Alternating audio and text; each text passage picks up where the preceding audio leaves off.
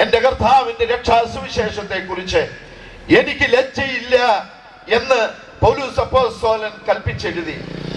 വാത്സല്യ സഹോദരങ്ങളെ, തെർത്തുല്യൻ എന്ന് പറയുന്ന ഒരു പിതാവുണ്ടായിരുന്നു.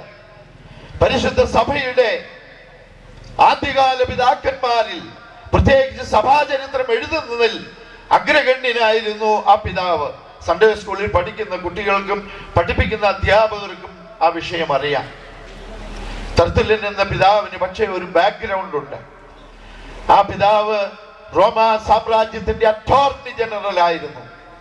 എന്താണ് ഒരു അറ്റോർണി ജനറലിന്റെ ചുമതല നിങ്ങൾക്കറിയാം.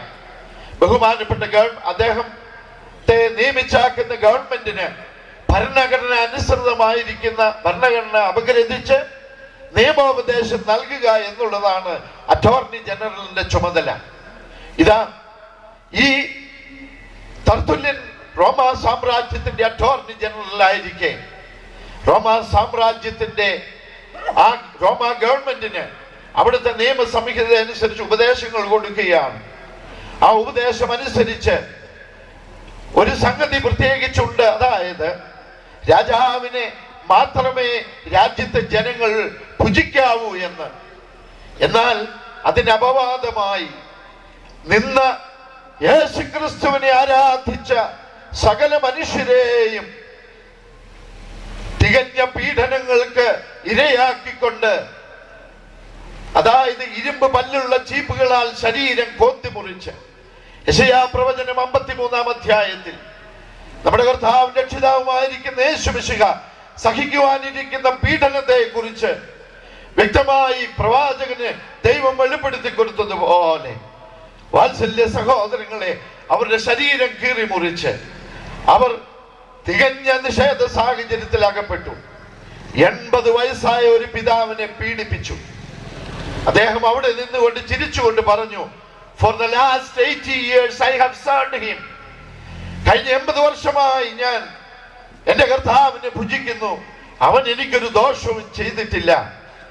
അങ്ങനെ സന്തോഷത്തോടുകൂടെ ഈ പീഡനങ്ങൾ ആ ജനതതി സ്വീകരിക്കുന്നത് കണ്ടപ്പോൾ തെർത്തുല്യൻ അവിടെ നിന്നുകൊണ്ട് തന്റെ അടുത്ത് നിന്നവരോട് ചോദിച്ചു, what made them like that?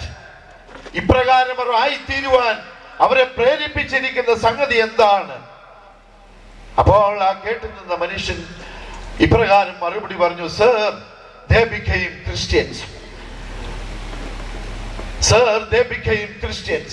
അവർ ക്രിസ്ത്യാനികളായി തീർന്നു എന്നുള്ളതാണ്. അനുഗ്രഹിക്കപ്പെട്ട വാത്സല്യ സഹോദരങ്ങളെ, ഇതാണ് ഒരു ക്രൈസ്തവൻ. പരിശുദ്ധനായ പൗലോസ് അപ്പോസ്തലൻ റോമർക്ക് എഴുതിയ ലേഖനം 8:35 മുതൽ ഇപ്രകാരം അവിടുന്ന് റോമരോട് കൽപ്പിച്ച് ചോദിക്കുകയാണ്, എന്റെ കർത്താവുമായിരിക്കുന്ന ബന്ധത്തിൽ നിന്ന് എന്നെ വേർപിരിക്കുവാൻ എന്തിന് സാധിക്കും?